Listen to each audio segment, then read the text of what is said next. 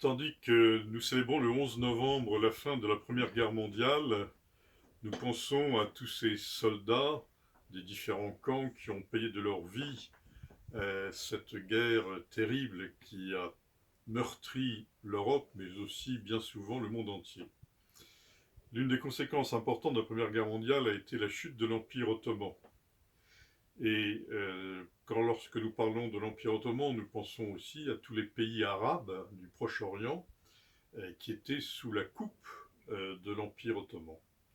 Donc il y a eu un premier traité mettant fin à la guerre avec l'Empire ottoman, allié de l'Empire allemand et de l'Empire austro-hongrois, qui s'appelle le traité de Sèvres.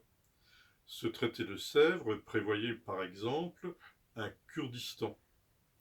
Il prévoyait aussi que les populations grecques seraient sous l'autorité du royaume de Grèce et un certain nombre d'autres choses pour, d'une certaine manière, réguler la force de ce qui devenait la Turquie et qui n'était plus l'Empire ottoman.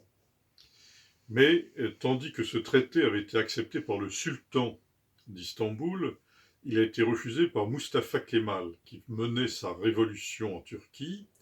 Et donc il y a eu un second traité, le traité de Lausanne, qui a annihilé le traité de Sèvres et qui aussi a supprimé l'idée d'un Kurdistan.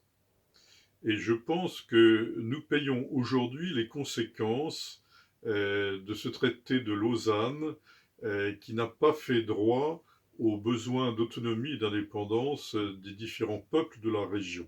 Alors nous n'imaginons pas aujourd'hui qu'on va refaire encore un traité après la Première Guerre mondiale, bien sûr. Mais cela nous montre quand même que lorsqu'une paix est quasiment décidée par des puissances étrangères, des puissances internationales, des puissances occidentales, sans l'écoute réelle de ce qui se vit sur le terrain, eh bien, tôt ou tard, ça revient d'une manière explosive. Et donc, aujourd'hui, devant les tumultes que traverse le Proche-Orient, en Irak, en Syrie, au Liban, dans d'autres pays encore, eh bien, il faut se mettre à l'écoute des populations. Et c'est qu'en prenant vraiment en compte le cœur des populations, leurs désirs, leurs projets, leurs rêves, que nous pouvons réellement construire les pays de l'avenir, les pays du lendemain. Aujourd'hui, les peuples du Proche-Orient sont de nouveau dans la rue. Ils clament leur désir d'indépendance, leur désir de liberté, leur désir de reconnaissance. Ne pensons pas régler les problèmes du Proche-Orient entre puissances internationales.